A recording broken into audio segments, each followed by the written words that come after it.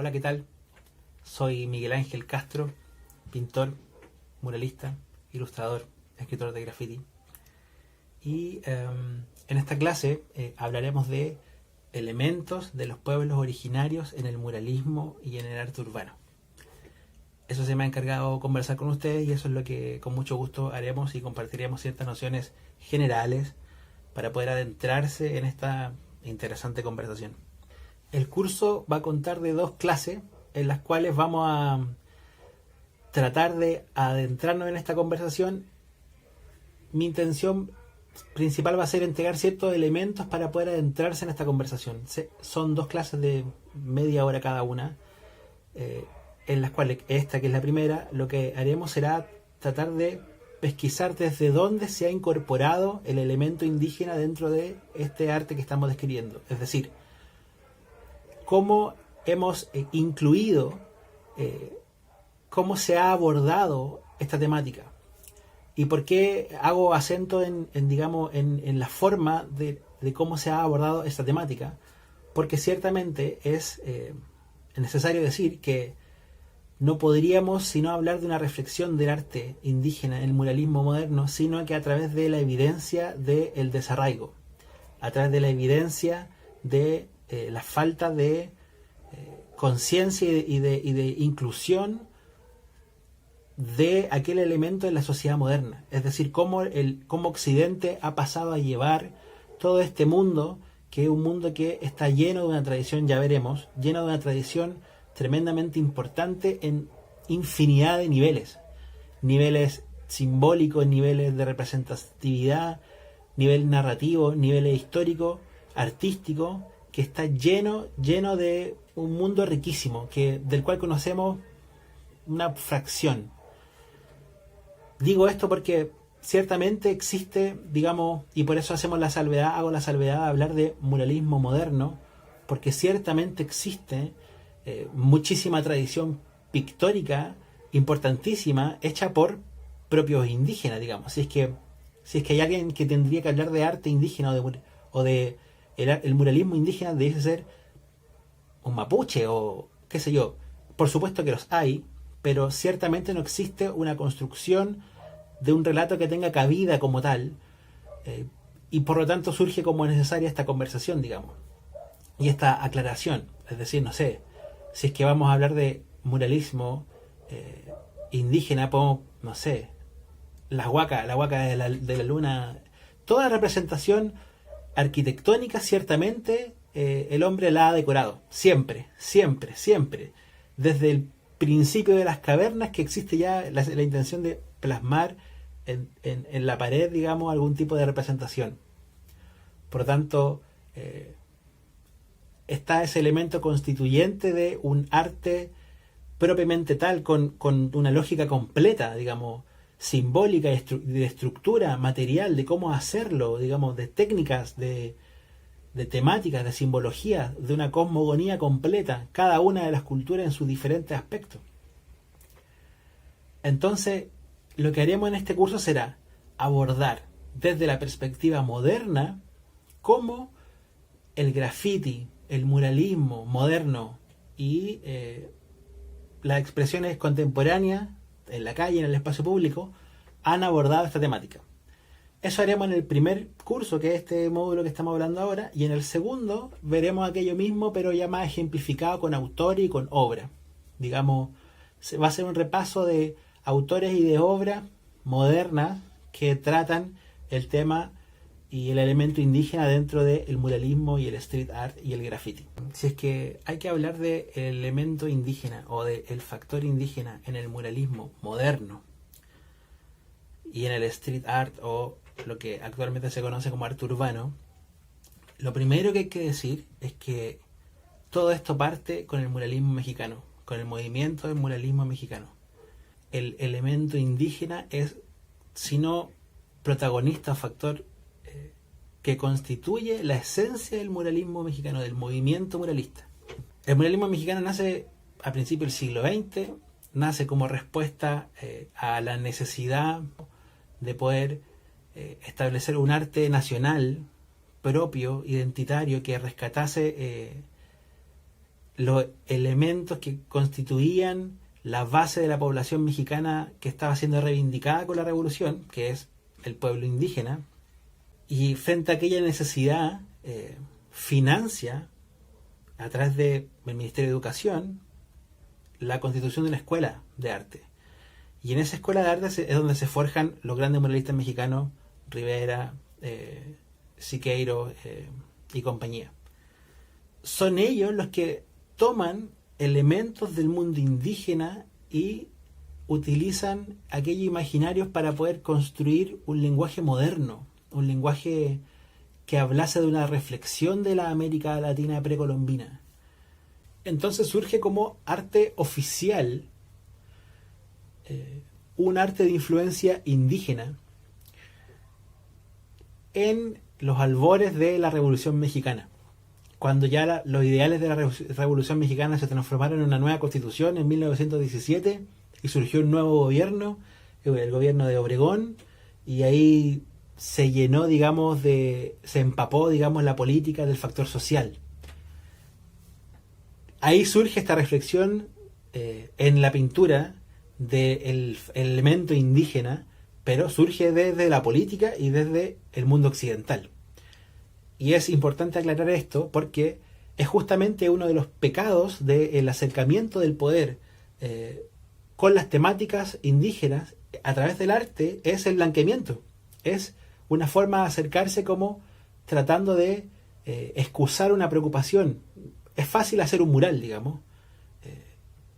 es difícil sembrar una política nueva de acercamiento. Entonces por ahí se contrata un artista, un municipio, un gobierno, una regional o una gobernación, hacen un mural con temática indígena, con algún artista, y por ahí queda como saldada esa preocupación, esa necesidad de abordar aquella temática. Siendo que lo que sucede y lo que falta es justamente todo lo contrario, que se potencie desde el propio pueblo indígena los artistas que tengan que relatar y tengan que poner en evidencia aquel relato. Este cuadro que les voy a mostrar ahora resume muy bien, creo yo, esta relación que les hablo del acercamiento del mundo occidental frente al mundo occidental latinoamericano y de tratar de volver a mirar nuestro pasado indígena, que es esta representación, un pedacito de un cuadro, de un mural enorme de Diego Rivera. Tal vez de hecho es un mural más grande, lineal, que es Unión Panamericana. Que en Unión Panamericana, en un rinconcito de este mural, hay una representación muy gráfica en donde aparece un pintor, el cual está recibiendo la instrucción de lo que podemos ver como un azteca, recibiendo como su consejo, su instrucción. Y por otro lado, aquí está nuestro amigo Thomas Alva Edison y Henry Ford con su motor. Podemos ver que Edison porque tiene su ampolleta y esta radio. Entonces como que está este indígena representado aquí tratando como de entregarle la palabra, el mito al pintor, que sería de este mundo moderno el más cercano a escuchar esta palabra. Y luego se da toda la vuelta, como por la industria, bien, y llega este personaje que está acá, que está como pintando o bordando su traje.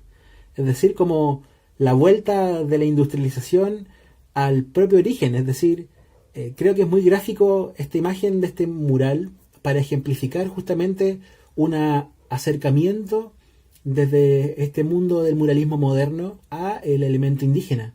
Cómo se da esta vuelta Rivera para poder decir que él no es lo que representa del todo y que él es la entrada de aquel mundo hacia una modernidad, hacia un mundo contemporáneo. Entonces, por un lado, están nuestros queridos amigos muralistas mexicanos que tratan de construir una lógica propia desde una ingenuidad en un principio, tratando de no tener ningún tipo de influencia cultural contemporánea, sino que tratando de inventar, por así decirlo de una forma súper respetuosa, inventar un imaginario completamente nuevo inspirado en nuestras raíces, digamos, en nosotros como pueblo mexicano, representante y portadores de esta tradición milenaria, refiriéndose a la tradición indígena. Pero ¿qué pasa? Por ahí surge la figura, por ejemplo, de un Rufino Tamayo, que pegó, digamos, que se hizo famoso un poquito antes que Rivera. Y Rufino Tamayo tenía una preocupación un poco más formal, más del lenguaje. Él no estaba tan empapado como de esta del influjo político del movimiento muralista mexicano y de su traducción como movimiento del resultado de una política social. Él estaba más preocupado del formalismo y por ahí tenía más influencia entonces de lo que estaba sucediendo con las vanguardias europeas. Entonces representaba el elemento indígena desde una perspectiva mucho más moderna. Cuadros cubistas, por decirlo en términos concretos. Por ejemplo, les voy a mostrar uno, que es muy bonito, por lo demás.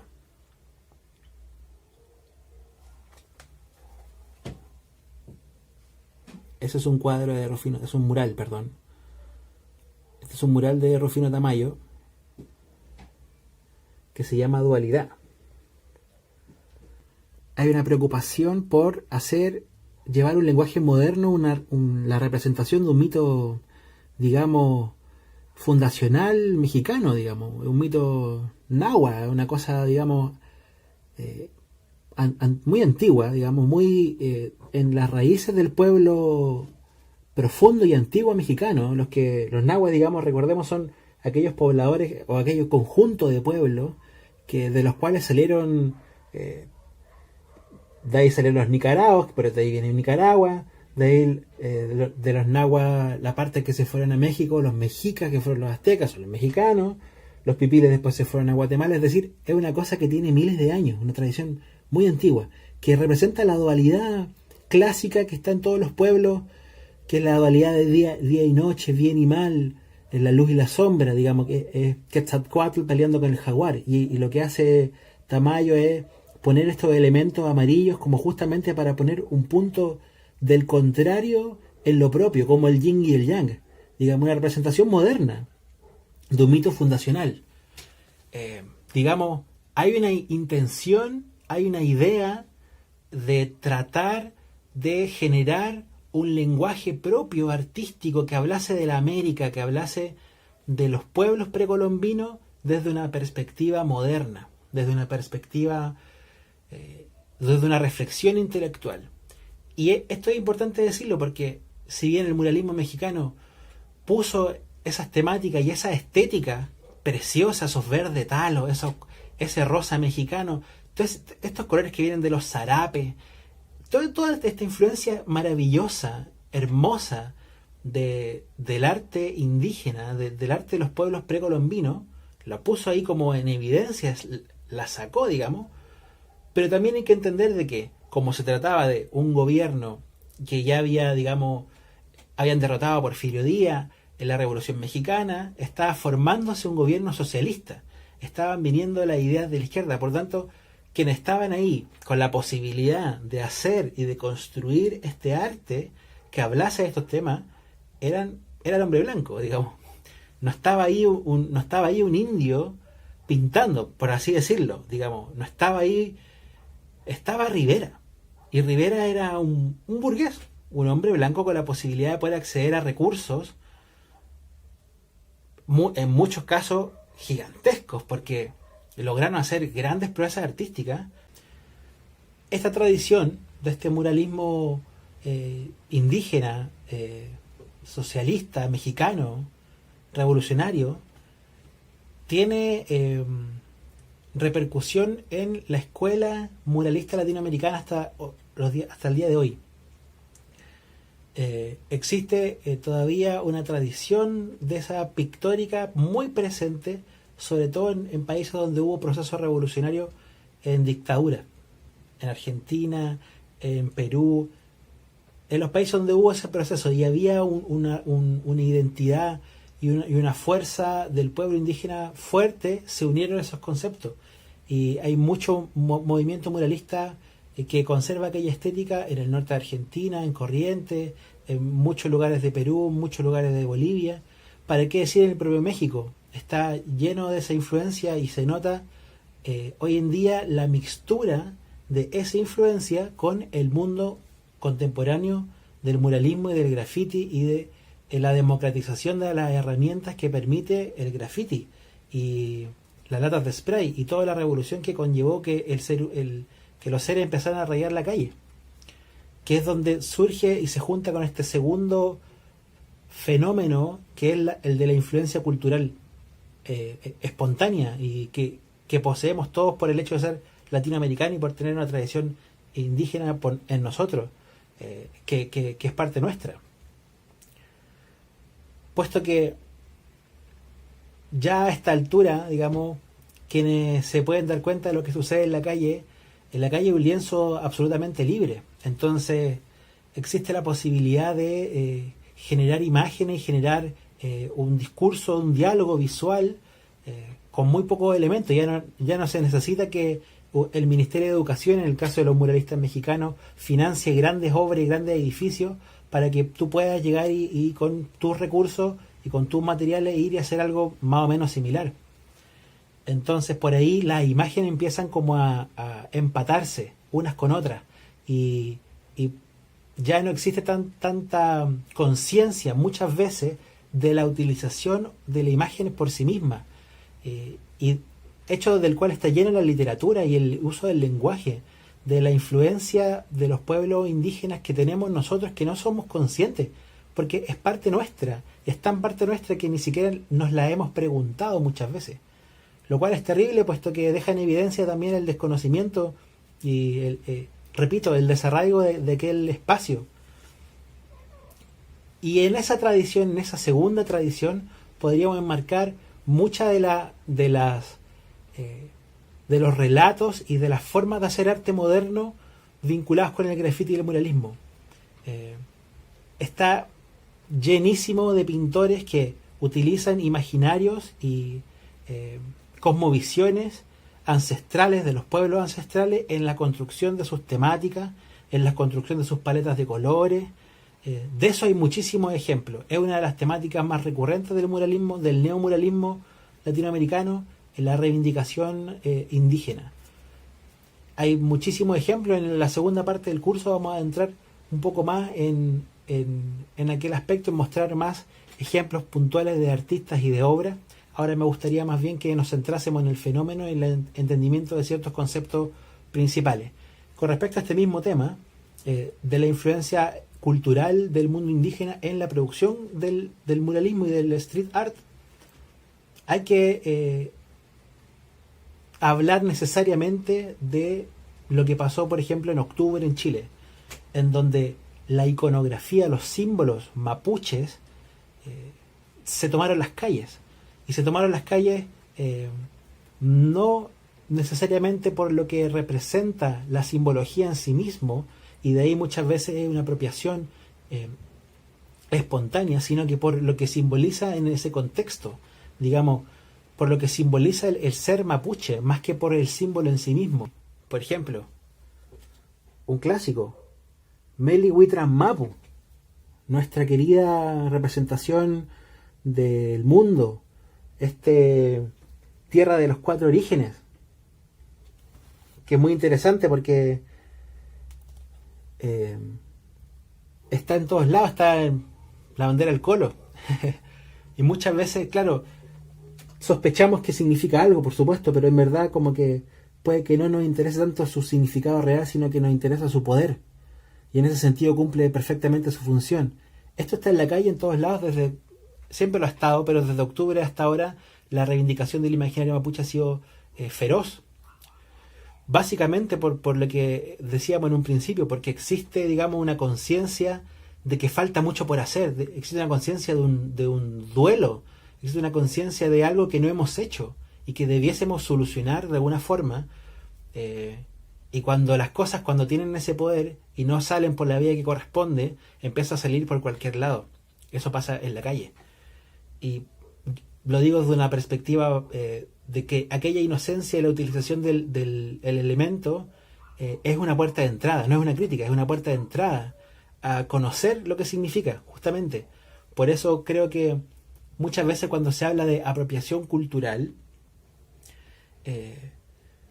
si bien existe aquel factor, digamos, en la utilización principalmente comercial o de empresas que muchas veces, o artistas muy famosos que por ahí no se nota el respeto hacia el tratamiento, creo yo desde un punto de vista personal que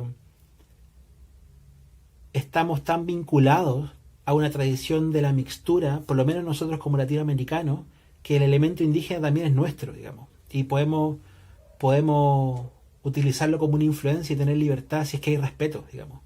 Eso pasa mucho en el arte urbano, pasa mucho la bastardización de las imágenes, que de repente puedes ver, por ejemplo, este ejemplo de mi amiga Juana Pérez, que es fantástico porque lo que ella hace es emular, digamos, un tejido evidentemente indígena, de influencia nortina o mapuche, como se mezclan cosas aquí como mapuche, pero aquí miren, fíjense, ahí este patrón que hay aquí, ese patrón que hay ahí, son rodillos de pintura, y más abajo hay unos ladrillos. Entonces hay una utilización del elemento indígena para también constituir una realidad de una identidad moderna. Porque vivimos en una sociedad moderna que tiene esta influencia mixta, digamos. Por lo tanto, es válido, al menos en el concepto del arte urbano, cuando sucede aquello, desde mi perspectiva, si es que hay respeto. Es una de las críticas, por ejemplo, que se le hace a Inti. Inti es un muralista chileno fabuloso, probablemente el muralista chileno más importante de nuestra historia. Y Inti, vamos a mostrar un cuadro de Inti, por ejemplo. Este cuadro de Inti, que es muy bonito este mural. Ahí se puede ver mejor. Como ven en el gorrito de este personaje, lo que tiene es una chacana. La chacana es esta cruz andina, digamos. Y la crítica que se le hace al Inti es que la utilización de estos elementos indígenas o de tradición indígena está puesta como para la internacionalización del concepto. Que es lo mismo que hicieron los muralistas mexicanos, que es tomar este elemento y transformarlo en una cultura que el mundo pudiese observar, no porque la anterior no fuese digna de observar, sino que porque el propio Occidente la hizo propia. Entonces, como la hace propia, la observa y la mensura, la toma en cuenta. No es que no exista tradición. Por ejemplo, les puedo mostrar, si esto no es muralismo, no sé qué es muralismo. Esto es la Huaca de la Luna, un moche en Perú. Es impresionante. Por supuesto que, miren esto, lo mismo. El mismo ejemplo. Existe un arte indígena increíble, pero la tradición moderna latinoamericana está marcada por la mezcla. Y esta mezcla es una mezcla que no perdona. Que pasa a llevarlo todo y que todo vale lo mismo, digamos, dentro del caldo de cultivo. Y por ese lado se pierde un poco cierta tradición o se transforma en algo nuevo. Pero ciertamente lo interesante de analizar esto es desentrañar de dónde viene la influencia de cada uno de los elementos. La estrella Guañulfe, por ejemplo, esta la reconocemos todos. Lamentablemente surgió, digamos, se hizo tristemente célebre por la muerte de Camilo Catrillanca. Pero Estrella Guañulfe, O'Higgins quiso que fuese la estrella de la bandera chilena hace 200 años. La estrella Guañulfe, la misma estrella Guañulfe que utilizaron para el logo de la Copa América del 2015 aquí en Chile. La misma estrella Guañulfe, que es una representación muy antigua, probablemente de las primeras representaciones de banderas que tuvieron los mapuches. Los mapuches tuvieron muchas banderas. Por eso es interesante hacer esta aclaración de la vuelta y la mixtura de la influencia cultural. Porque justamente la propia bandera mapuche, la bandera mapuche que todos conocemos, es moderna. La bandera mapuche la hizo un diseñador gráfico como una propuesta y el pueblo mapuche la adaptó a 1992 como la bandera propia. Uno pensase que es como una bandera de que tiene 300 años, 200 años, no, es algo moderno. Se mezcla, hay una mezcla, está viva la cultura y está viva en nosotros como portadores de una tradición mestiza y yo creo que lo importante, y con esto quiero cerrar este curso, este módulo, es que tengamos la noción de que también está en nosotros aquella influencia, de que nosotros también lo somos, y en la medida en que lo reconocemos, podemos respetarlo. Y en la medida en que lo podemos respetar, podemos cultivarlo. Entonces la invitación es a descubrir cuáles son esos elementos en nuestro lenguaje cotidiano y en los símbolos que nos rodean día a día, ¿no? Entender que, ser consciente que muchos de ellos tienen un origen ancestral latinoamericano y que no es propio, que nos es propio, que nos es de nosotros mismos también.